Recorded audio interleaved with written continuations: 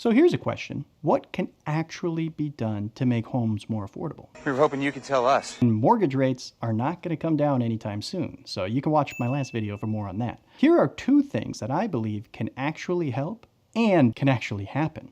Oh, do tell. Number one, we need to eliminate the pointless aesthetic mandates local governments are forcing on new homes. And number two, we need zoning reform for residential areas. So let's get into these mandates. Right now, there are a bunch of aesthetic mandates that add to the cost of a home, regardless of if the property owner actually wants them. No, we're good, thanks. So for example, if you're driving through my neighborhood, you might notice something. It's nice. The homes are actually unique, which is cool, but you notice one thing they all have in common? Well, there's actually two things. 3-car garages and stone facades. Things like that are being mandated by local governments either in their zoning or in the inevitable permitting process for these areas.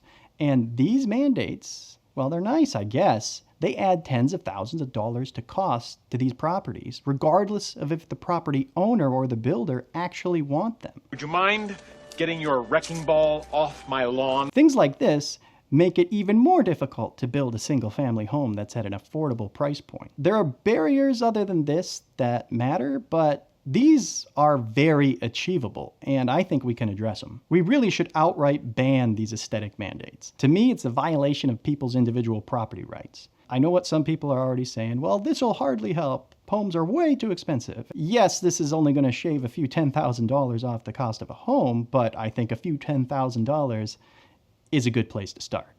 Well, it's a start. So these are the little pointless mandates that I think we can get rid of. So let's look at zoning reform. Right now, outdated zoning laws stop property owners from using their land how they want. If somebody wants to build a twin home, townhome, or even an accessory dwelling unit on their own lot, why should the government say no? Of course, as long as the local infrastructure like wastewater systems can handle it, property owners should have that freedom.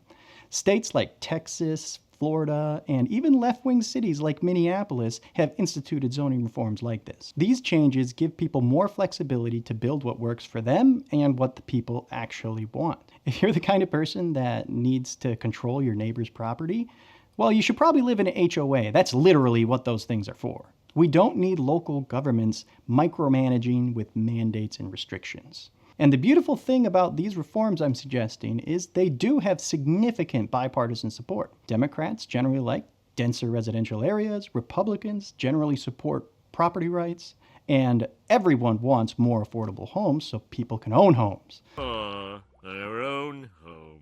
However, usually when something has bipartisan support but it still hasn't happened, that means it has bipartisan opposition.